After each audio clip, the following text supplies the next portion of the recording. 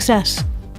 Dan, we really have a very interesting guest. They say you always have to be especially careful when you talk with someone, a professional from Philadelphia.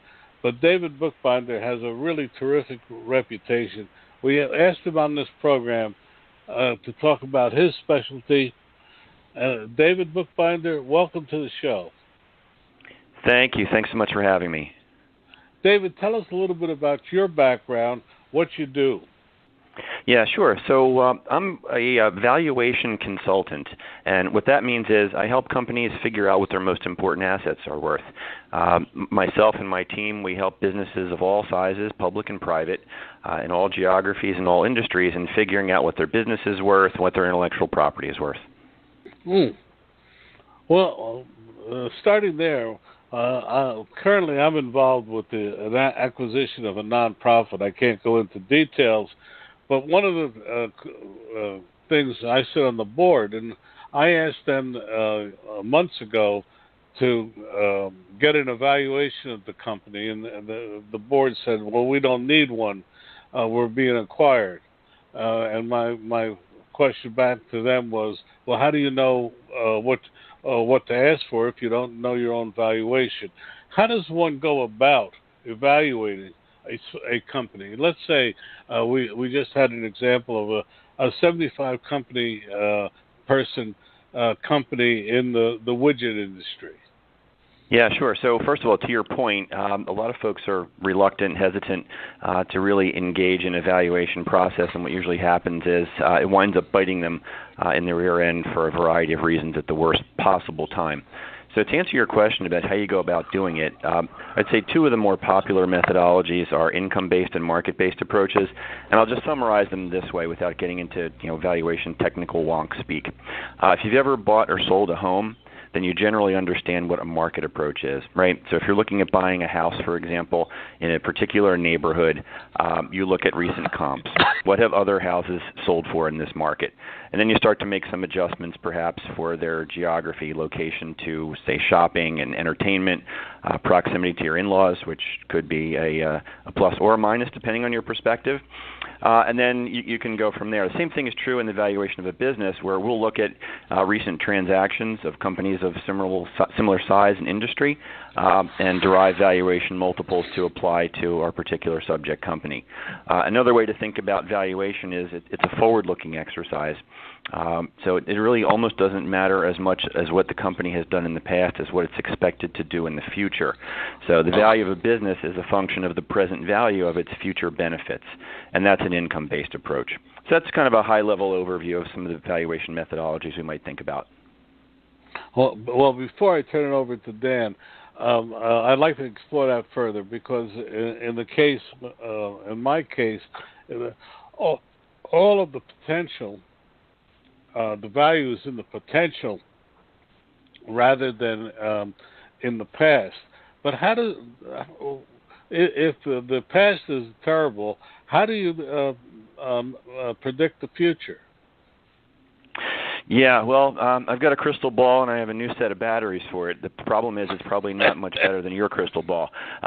Here's the reality, and what you're describing is what I would call the hockey stick forecast, where you've got a company perhaps where history has been either flat, declining, what have you, and then now we're talking about putting a value in the business, and suddenly the future is all bright and optimistic, and the forecast literally looks like that hockey stick where you go from the blade all the way up to the shaft, where it's just a trajectory northward.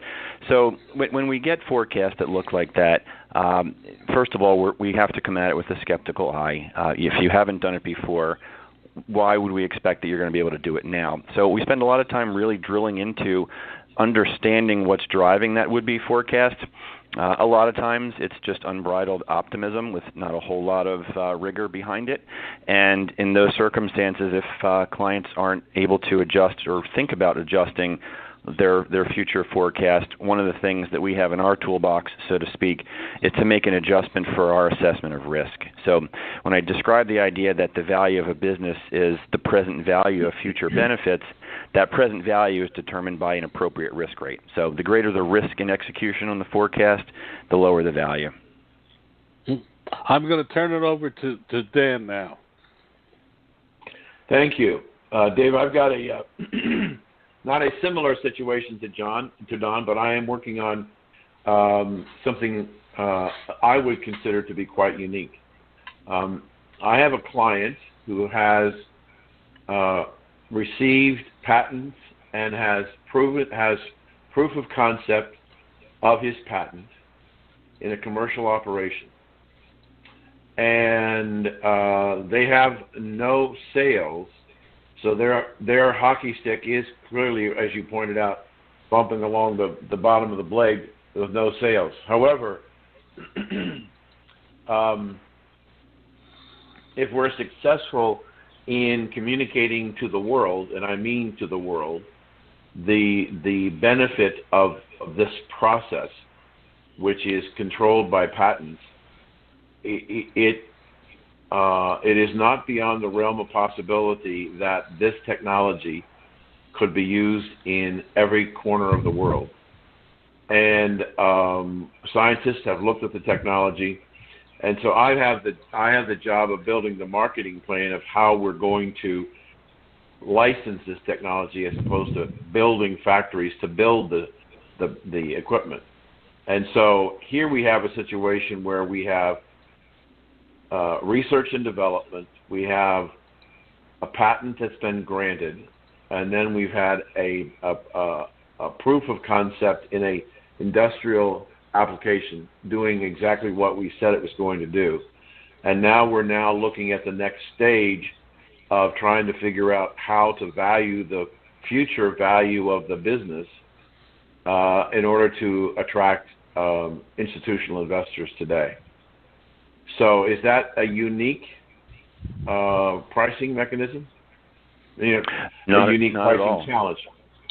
No, not at all. Well, it's a challenge for sure. Is it unique? No. So throughout my career, I've worked with a number of early stage life sciences and technology companies.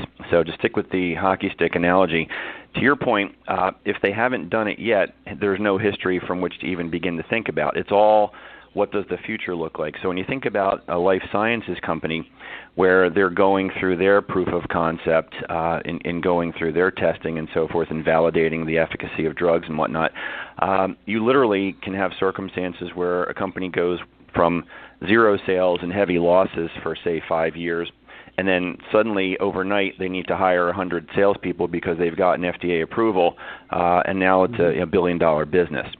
So the mechanics of the valuation exercise at this point where your client is essentially the same. You're going to need to construct a forecast. You may need to do several different scenarios. Depending on the facts and circumstances, it could require the rigors of, say, a Monte Carlo simulation to model out multiple scenarios. But essentially, it's trying to build a picture of what the future might look like, probability weight what those scenarios and outcomes might look like, and again, bringing those future benefits back at an appropriate discount rate or risk rate, if you will. If you're talking about life sciences and tech businesses, the good news is a lot of other companies have done similar things before, so there are benchmarks that you can refer to. To a large degree, you are inventing your own wheel, though. One of the challenges that there is an investment firm out of London who is very much interested in the technology from the standpoint of what it could do for mankind, and is seriously considering putting in a significant amount of money. The problem that having them make the deposit is that under traditional valuation models, if you've got somebody who's going to put in $1 million and he's going to buy 10% of the company, then the other 90% is worth something greater than that, so that the whole value of the company is ratcheted up by the fact that one investor is putting in X amount of dollars.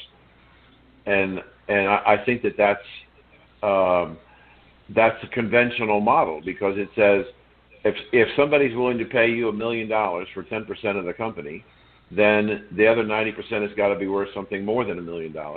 And so everybody just says, okay, it's worth $9 million. And I'm not sure that is an appropriate model, but it seems to be what a lot of people want to use in trying to figure out what the value of the company is. And I'm not comfortable with that, but I'm not uncomfortable, and I'm curious as to your thoughts about it. Yeah, you hit it right on the head. So if you've got a willing buyer or an investor and it's an arm's length transaction, the terms of the deal generally do set an indication of value. Here's the flip side, though. I've seen this so many times throughout my career, though.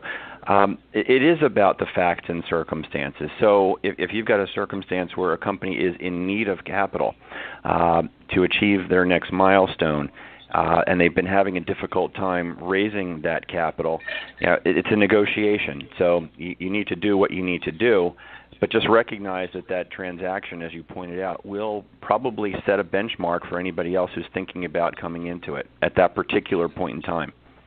If you can finesse the story, so to speak, you've got an opportunity to maybe make your case. But if you were retaining a valuation professional, when you look at a real deal and it's done at an arm's length, it does really set the tone.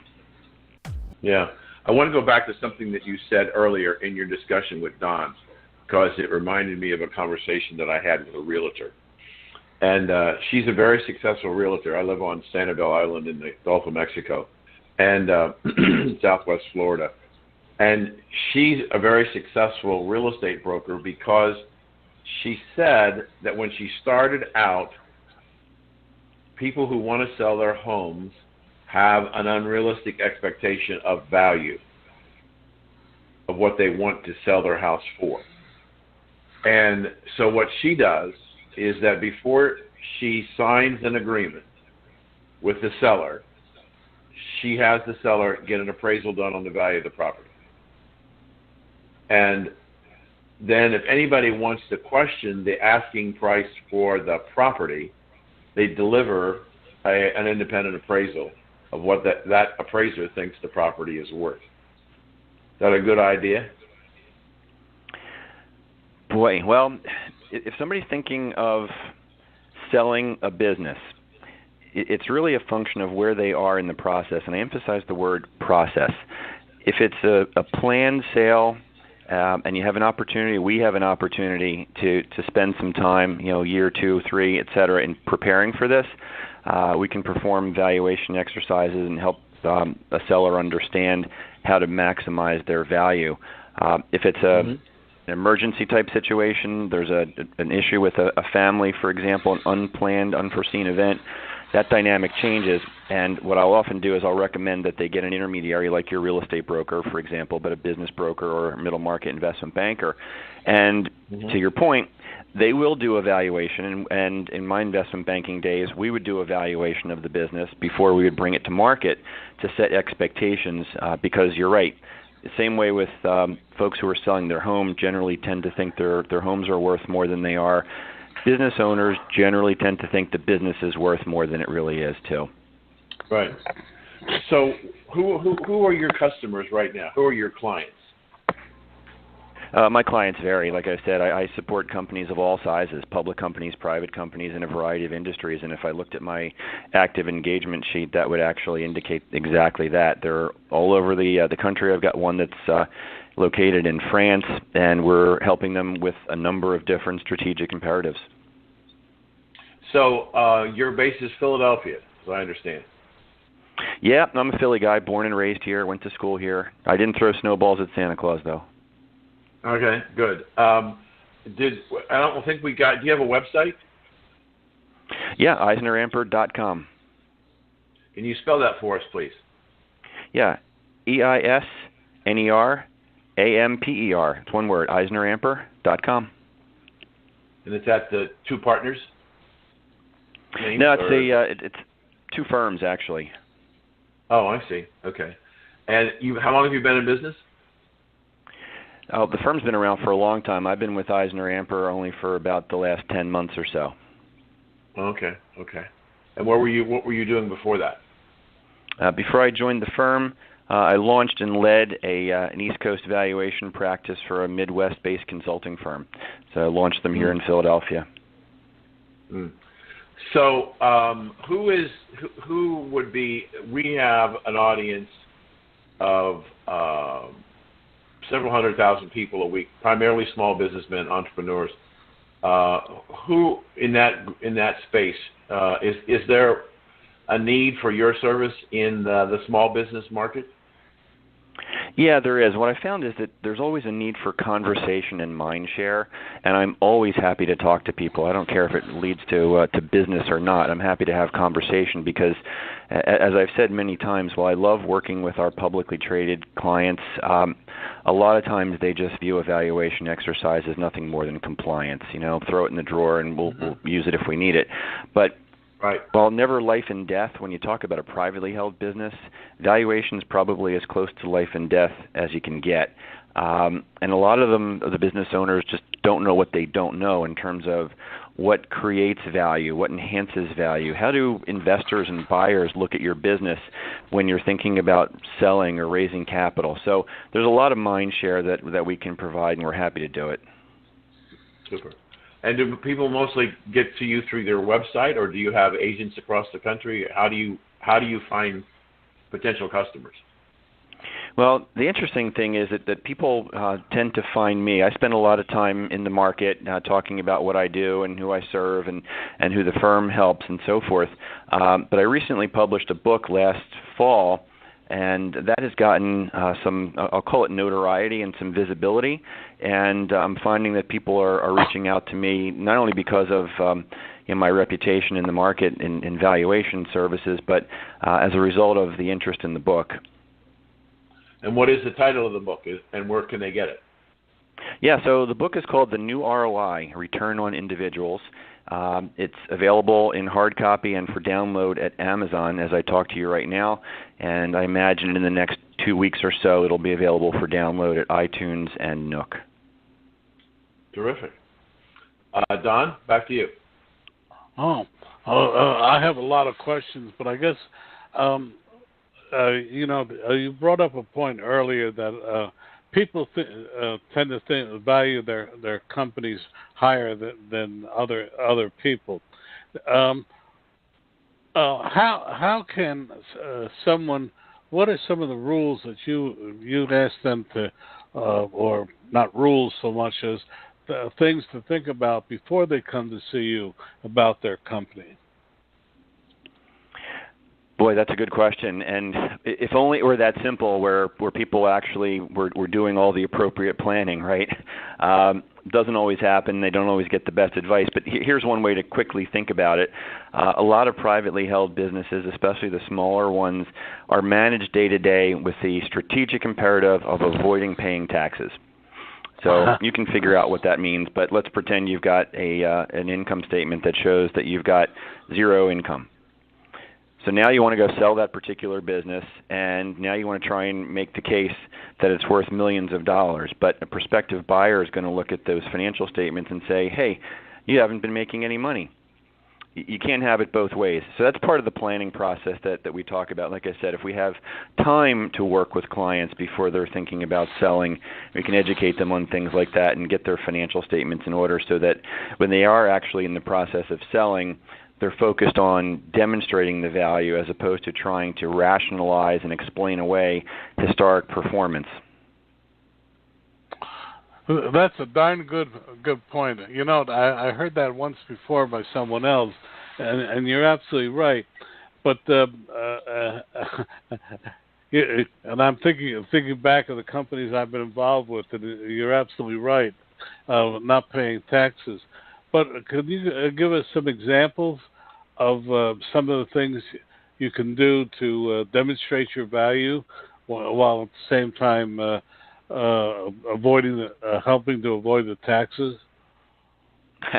Yeah, so if any of the audience watches Shark Tank, you probably have seen it many times on that show. Understand your numbers. That's kind of a big deal, understanding your numbers, and understanding what the future really holds. So when you start to talk about that future benefit stream and trying to entice a buyer or an investor as to the value of your business over the long term, it's got to be a well-reasoned explanation of the future. And I offer you and your listeners this. I've written 2 pieces. They're on my LinkedIn profile, and they're also at my HuffPost page, business page. One of them is called "What is My Business Worth?" and that's the most frequent question that I'm asked. What's my business worth, valuation guy? And I go at a high level and try and explain some of the things to think about in terms of valuing a business. And another one that's had a whole lot of resonance is a piece that's called Thinking About Selling Your Company. Here are 5 things you need and 1 that you don't. And spoiler alert, the one that you don't is actually a valuation. Well, you know, we're, over time, can you share with us some stories where you helped a company demonstrate their value? Yeah, well, in my investment banking days, I can tell you that we were bringing a company to market, and we valued them all the appropriate methodologies at around $10 million. And then when we brought them to market, we actually sold at around $15 million. And the lesson there was that valuation metrics are great, and they're super helpful and insightful in thinking and planning and so forth. But when you're talking about selling a business or selling your home, the rubber meets the road when you're in the transaction. And I actually talk about that in the context of this piece I just alluded to about thinking of selling your company. I guess both Dan and I have been involved with companies and seeing it. In today's world, do you think it's a buyer's market or a seller's market in middle market? Yeah, I got to tell you that I think that's really a facts and circumstances and company by company thing. I'd really hate to generalize on something like that and set any false expectations. It really is specific to a company and where they are and what they're up to and what the future looks like. So your website again? Yeah, EisnerAmper.com. And if anybody would like to get a hold of me, you can find me at Eisner Amper's website.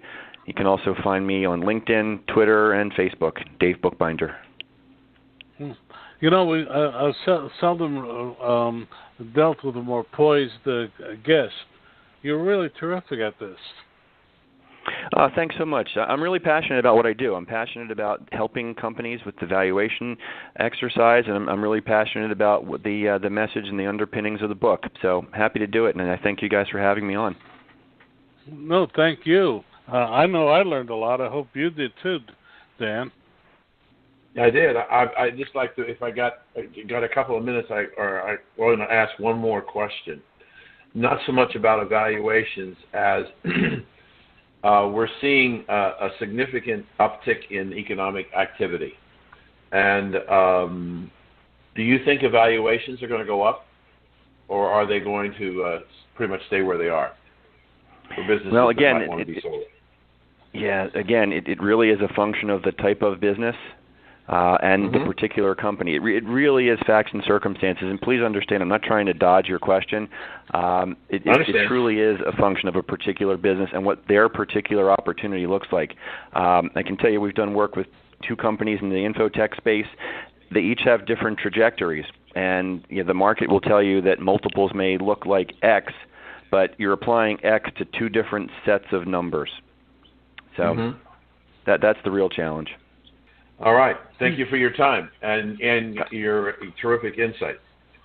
My pleasure. Thank you guys so much for having me on. Happy to do it. Thank you. Have a good day. You too.